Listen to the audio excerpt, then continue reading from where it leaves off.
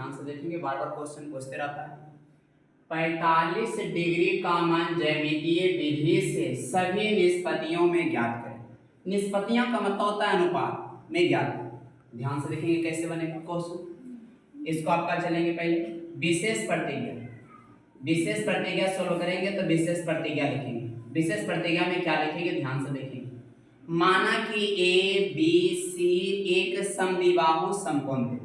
बगल में फिगर बनाएंगे आपका इस प्रकार से। आरएचएस में फिगर हमेशा प्रयास करना है बनाने के लिए। माना कि ए बी सी आपका एक समद्विबाहु समकोण त्रिभुज है। जो हम बोले वही लिखेंगे विशेष प्रतिज्ञा। चूंकि माना कि ए बी सी एक समद्विबाहु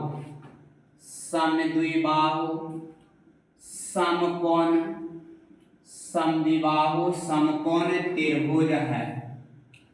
माना कि ए बी सी एक समद्विबाहु समकोण त्रिभुज है जिसमें यानी त्रिभुज ए बी सी जिसमें समद्विबाहु है और समकोण है। समद्विबाहु का मतलब दो भुजा आपस में बराबर होना चाहिए, जिसमें ए बी बराबर बी सी और समकोण है का मतलब कोण बी 90 डिग्री होना चाहिए। तो जिसमें ए बी बराबर बी सी तथा कोण बी बराबर 90 डिग्री है तो हमें 45 डिग्री का मान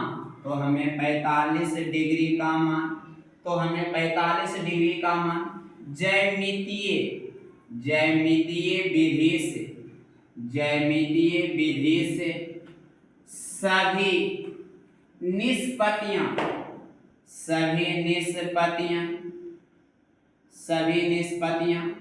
ज्ञात करना, यानी सभी अनुपात ज्ञात करना। निष्पत्तियां का मतलब अनुपात होता है, ध्यान से समझेंगे। अब यहाँ से परमान की बात करेंगे तो परमान में आ जाएंगे। अब क्या होगा परमान में, यानी दिया हुआ है इसमें क्वेश्चन में आपका ऊपरे में आपका कह सकते हैं, यानी चूंकि हम कह सकते हैं कि ए बी बराबर है बी सी, यानी ये आपका विशेष प्रतिज्ञा में है ए बी बराबर बी सी। तो हम मान लेते हैं कि ए बी बराबर बी सी है। एक बराबर में हम मान लेते हैं कुछ नहीं तो कितना यक्स, यानी हम लेट मान लेते हैं यक्स, यानी ए बी बराबर बी सी है। इसलिए हम मान लेंगे ए बी बराबर बी सी बराबर आपको यक्स मान लेते हैं, यानी माना, यानी अगर बराबर में हम दोनों को मान लिए क्या थी यक्स माना थी। तो ये यक्स तो ये भी हो जाएगा कितना मान लिए यक्स। अब आ जाएंगे, आप जानते होंगे समान भुजा के सम्मुख कोण बराबर होते हैं। का मतलब ये दोनों भुजा बराबर तो एकड़ सामने का ये कोण और एकड़ सामने का ये कोण आपस में बराबर। क्या बोले थे इसे, समान भुजा के सम्मुख कोण बराबर होता है, मतलब ये दोनों भुजा समान है तो एकड़ सामने का ये कोण एकड़ सामने का ये कोण आपस में बराबर होता है। यानी ये भुजा के सामने का ये कोण ये भुजा के सामने का ये कोण आपस में क्या होगा बराबर होगा। तो यहाँ से हम लिखेंगे समान भुजाओं के सम्मुख कोण आपस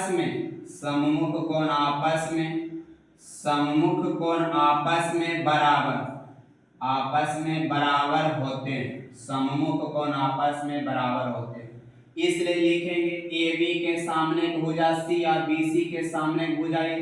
तो किसी को लिखिए ए बराबर सी या सी बराबर ए प्लस, कोई दिक्कत नहीं।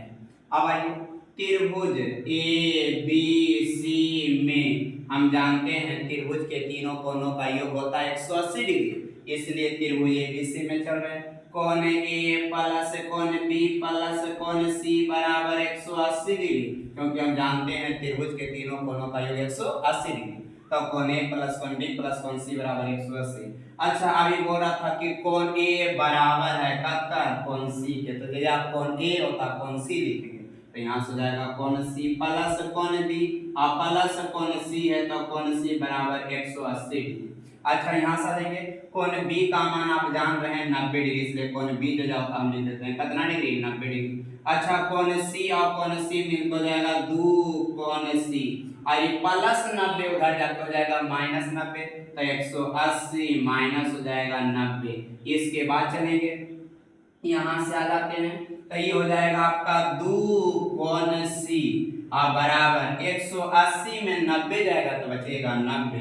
उसके बाद आ जाएंगे कोण सी बराबर हो जाएगा 90, ये दो गुना में दूसरे साइड के भागा में तो कट जाएगा तो हो जाएगा 45। यानी हम कह सकते हैं कोण सी बराबर 45। अच्छा तो कोण सी 45 एकर मतलब कोण ए भी 45, एकर मतलब ई कोण 45 तो ई भी कोण कितना 45। यानी हम इसलिए कह सकते हैं कि कोण ए बराबर कोण सी बराबर कितना डिग्री 45 डिग्री। यानी हम कह सकते हैं कोण ए बराबर कोण सी बराबर 45। अब यहाँ तक हो गया। अब चलते हैं एकर ना आपका मान x, एकर मान x पर AC का मान निकालते हैं। अब ध्यान से देखेंगे, इसके बाद आगे चलते हैं आपका हो गया। अब चलते हैं त्रिभुज, फिर उसी में ABC में उसी में चलेंगे त्रिभुज ABC। ABC में आप जानते होंगे पाइथागोरस प्रमेय से, पाइथागोरस प्रमेय से आप एक फार्मूला जानते होंगे, कर्ण स्क्वायर बराबर होता है लंब स्क्वायर और प्लस आधार स्क्वायर। ये आपका होता है पाइथागोरस। आप अभी बता रहा था कर्ण हमरा निकालना है, यानी AC निकालना है तो AC स्क्वायर और लंब स्क्वायर का मतलब AB का स्क्वायर, तो यहाँ से हो जाएगा AB का स्क्वायर प्लस आधार स्क्वायर का मतलब BC का स्क्वायर, ये हो जाएगा BC का स्क्वायर। यहाँ से आ जाएंगे AC स्क्वायर तो AC स्क्वायर रहने दीजिए, AB के जगह पर x का स्क्वायर और BC के जगह पर लिखेंगे x का स्क्वायर। स्क्वायर हटेगा तो उधर हो जाएगा क्या चीज रूट हो जाएगा और x स्क्वायर मिलकर हो जाएगा 2x स्क्वायर, ये हो जाएगा 2x स्क्वायर।